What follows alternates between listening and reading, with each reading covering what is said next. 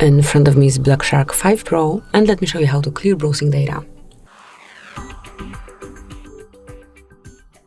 So at first you have to open the browser that you are using. In my case it is Google Chrome. Then tap on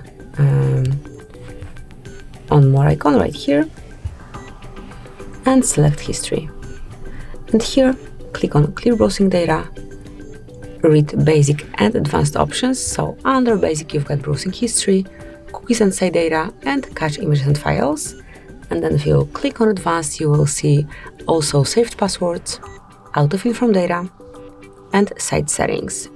So just mark those that you would like to remove, then pick the time range here, and finally click on clear data.